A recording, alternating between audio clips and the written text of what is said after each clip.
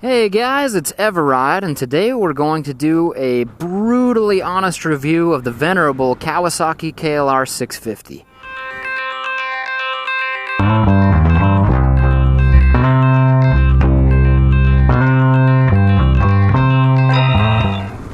Alright, what's up YouTubers? It's eveRide. Today I've got something a little bit different than the usual fare. I'm going to do a review of the beautiful 2013 Kawasaki KLR 650. Now, as you guys know, I used to own a KLR 650. Mine was a 1994, so this is a little bit newer, a little bit more updated. And it's got a lot of great things, and it's got a few setbacks. But hopefully you don't mind a brutally honest review of the KLR 650 and how this bike stacks up with smaller enduro/dual sport motorcycles and with the older KLR 650. A huge thanks to my friend Goat Cabeza, Mr. Brent, for loaning me his 2013 KLR 650. As you can see, let me get up there. Maybe you can see that, maybe you can't. It has just over 1,000 miles on it, 1,216. I'm not sure which kind of tires he has on here, but they're very smooth on the road. I'll take a look at that later. And I also got to ride a 2012 KLR 650 that belonged to Mr. Rojo Neck. And that had some Dunlop D606 tires on it that were just burly in the dirt. Now these tires, like I said, a lot more street-oriented. And so they're not going to do as well on the dirt, and that is a big, huge factor when it comes to the KLR 650. We're going to talk more about the dirt later. We're just going to take a nice road to a place called Gunlock. Now, for a point of reference to know kind of who your reviewer is and what he's talking about, I haven't really ridden any street bikes. I'm not a bullet bike guy. I'm kind of dual sport only and have been since I sold my cruiser in 2005.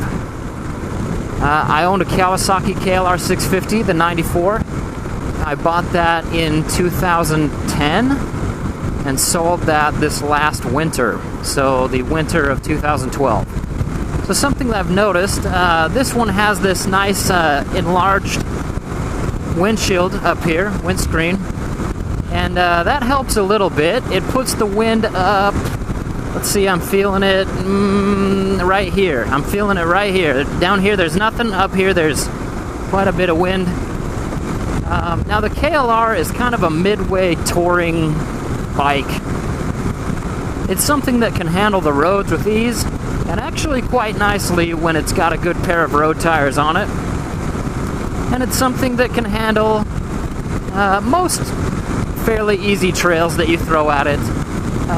Single track is not really its strong point, but it can be done. But, you know, fire roads and just dirt roads, the KLR is just about exactly what you need if that's the kind of riding that you like to do. Now, if you're getting into really rutty, nasty, crazy stuff, that depends on your riding skill, whether you're going to enjoy the KLR off-road or not. And once again, it depends on the style of riding you like to do. You know, if you're doing a lot of freeway touring and just a little bit of dirt, you might want to consider a bike that's a little more scaled for the freeway, because although the KLR does it, by no means would I call it a pleasant experience. Even with this extended fairing here, or this extended windshield, you know, you still get quite a bit of buffeting. Of course, the dual sport helmet doesn't help that fact, but the truth is that I've never really enjoyed the KLR above about 50 miles an hour. There are bikes that do it so much better, like the Suzuki V-Strom, either 650 or DL1000. So if long-distance touring is your thing, the KLR is definitely a contender and it can do it, but it's not going to be the most comfortable. Coming from a reference point, I own a DRZ 400E that's been converted into basically a Nada Suzuki. It was called the Black Widow by the masters who created it, and it is an off-roading machine of epic proportions.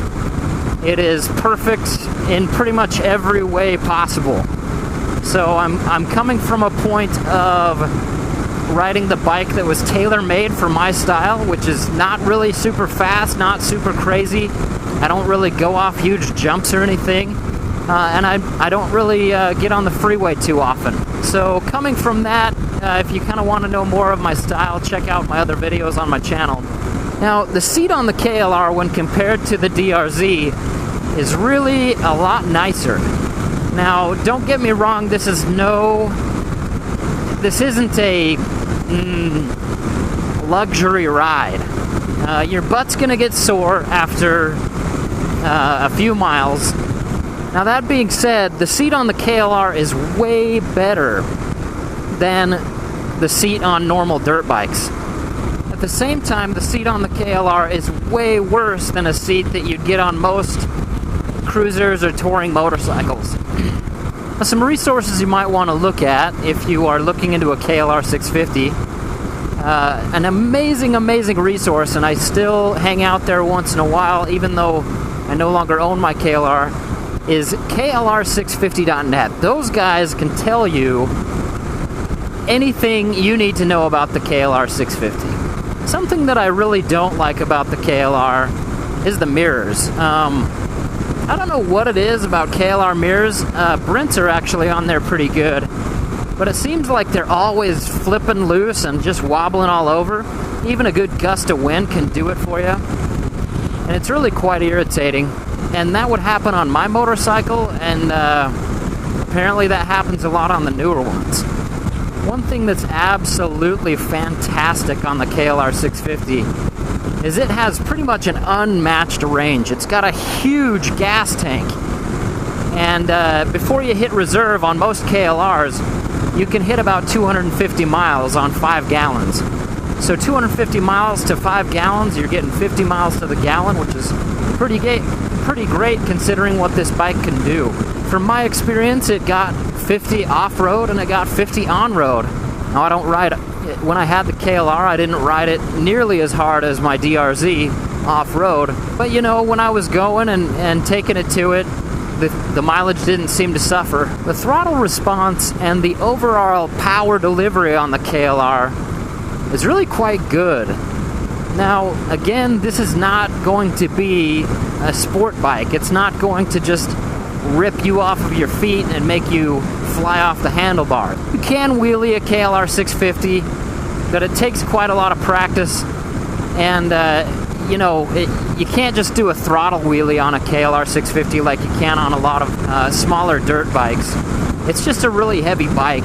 Something that I notice about the new model KLR 650s, not really new, they've been around since 2008, but this big giant fairing in the front, it makes the bike look like more of a tourer, but realistically, as you can tell by my head being blown around, it really doesn't do much for the whole dynamic of the motorcycle. In my experience, the little fairing was just as good as the big one. Now, you do have kind of a pocket right behind here where there's not a lot of wind. That is kind of nice, but realistically, your head's going to get blown around no matter what you do. Another thing that I don't like about this fairing is on motorcycles, you know, similar 650 dual sports, like the Suzuki DR 650 or the Honda XR 650. Those bikes don't have a big blocky fairing in the front, and their headlight will turn when you turn the bike. The KLR 650 won't turn the headlight. It won't do it on the newer version, it won't do it on the older version. And, you know, when you're riding on the road, that's really not a biggie at all. But when you're riding on some trails and you have to take a really steep switchback or something and it's dusky or at nighttime, it's really unpleasant to take that turn without knowing not what's in front of you, because you can see perfectly well what's, you know, exactly in front of you, but you can't see where you're going, which is a bit of a liability, and I kind of don't understand why motorcycle manufacturers choose to have the fixed headlight like that on dual sport bikes, because they kind of know that on a trail at night, you know, you're going to want to see where you're going. Now, the older KLR 650s, 2007s and earlier, the headlight on those was abysmal. I mean, basically, you could have strapped a couple of mag lights on the front and had a better headlight. The headlight on the 2012 and 2013 KLR 650s is vastly improved over that, but it's still not the greatest of headlights out there. One thing that I did notice is that when me and Mr. Brent were out riding, and it got dusky, when he turned on his brights, I could see a long, long way past my other dual sport bike. So even though it's a fixed headlight, it is fantastic to see further in the distance. So something else about the KLR 650's power delivery is it is a torque monster.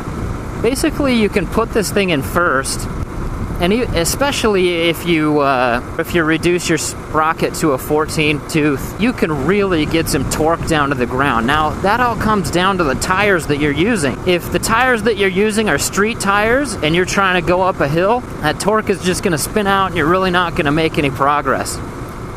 On the other hand, if the tires you're using are some fantastic off-road tires like the D606, or some of the others that I've heard of, even my Kenda K270s were quite good off-road. And it was awesome because basically you just stay on the throttle a little bit, and even though it's a single cylinder, you could just feel it thump. It literally is just like a chugga chugga chugga chugga chugga chugga. And you just kind of crawl up these hills without any problems. Now on smaller bikes, you're feathering the clutch, you're trying to get up there, your back end is washing out and getting crazy. Well, the KLR literally feels its weight on those hill climbs, and it's just a straight up tank. It'll just go up the stuff. It was surprising to me because on a ride a while back with the Hawks of accidental broadcast fame, and my brother who was riding the Mighty Duck, which was my DRZ before the transformation. It was really interesting because we were going up some pretty crazy stuff and a lot of scree. And it seemed like the Hawks, he's an excellent rider, but he was bouncing around a little bit.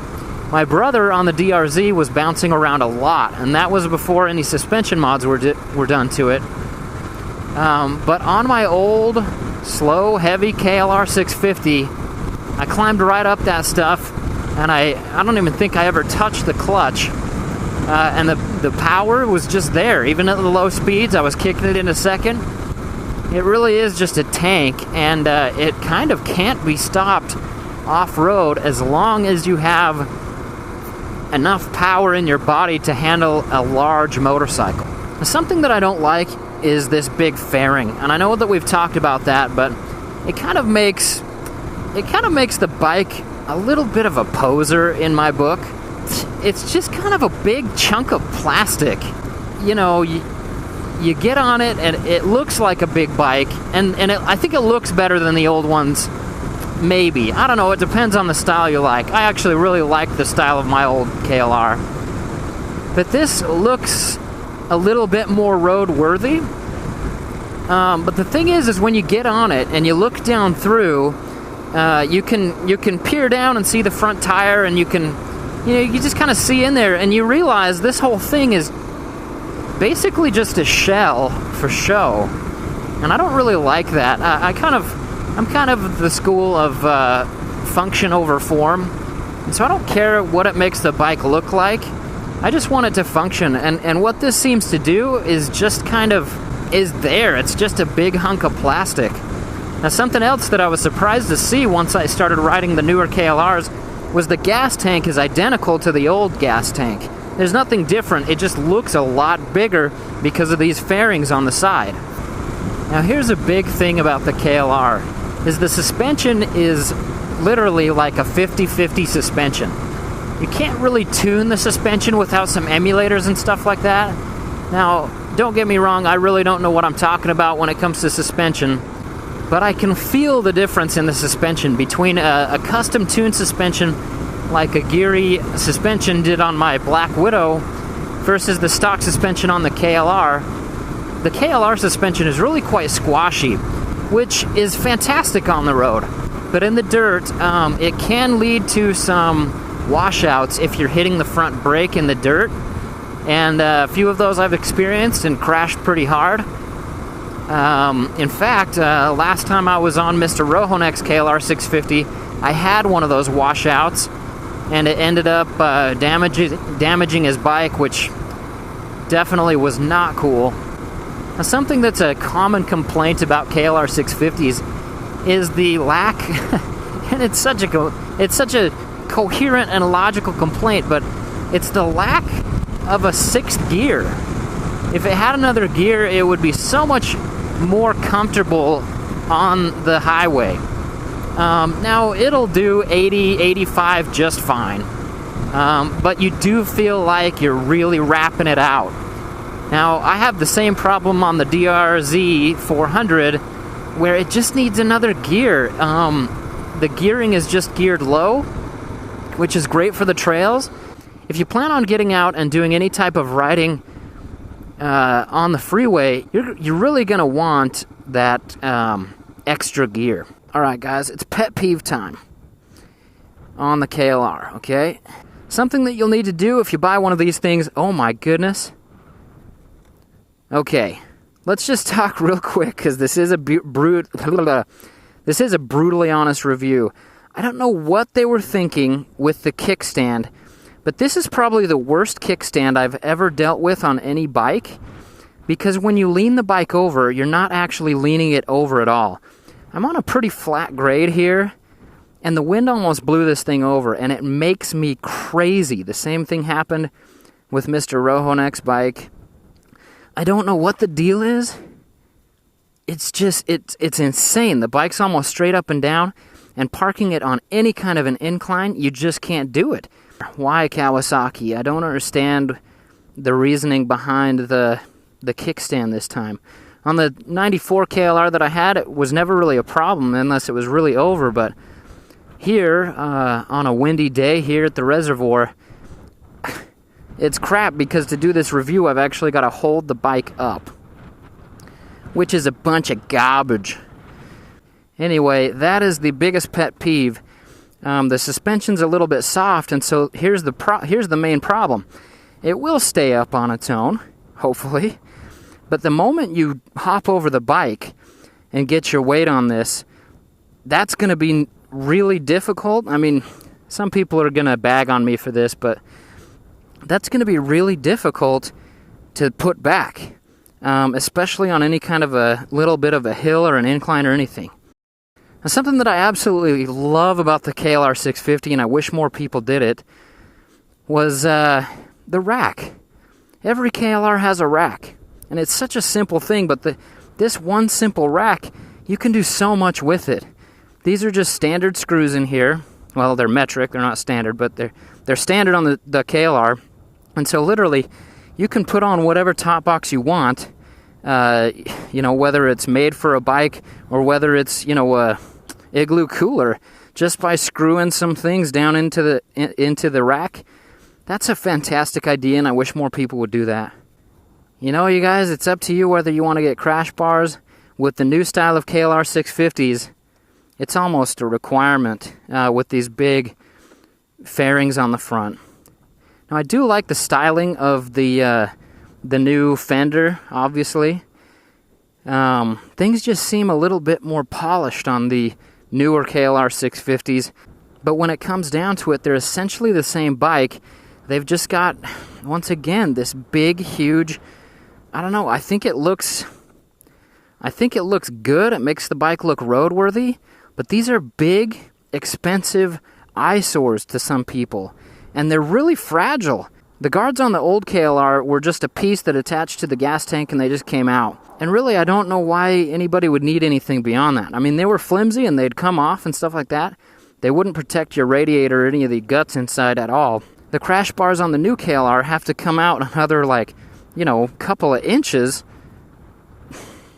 Yeah, I'm just not digging that. Another really irritating thing is, good luck trying to find a tank bag that's going to come over here that's affordable. On my old KLR, I could use a tank bag for ATVs that just came right over the side, but with these there, I'm not so sure that could happen. It looks like you'll probably have to buy something that's made specifically for the bike. Looks like Brent has the Mifo Explorers on here. Now the Mifos, they're great on the road, And Brent has kept up in the dirt with me on a smaller, lighter DRZ 400 with Dunlop D606. He's kept up, but when it comes to the really sludgy stuff, or the sandy bits especially, he really, really struggled. All right, now here's pet peeve time on the KLR. I'm on it now, and something that you have to consider when coming up with a motorcycle that you want to buy is the seat height. Now you might think, well, the KLR 650 has a lower seat height than some of the other bikes, and, you know, that's a good thing because I'm a shorter guy. Well, here's the problem with that. You combine a giant tank, which is a good thing, but it's also a lot of weight. You also combine, you know, this thing again, and, you know, whatever crash bars you got on there, it makes the bike fairly top heavy.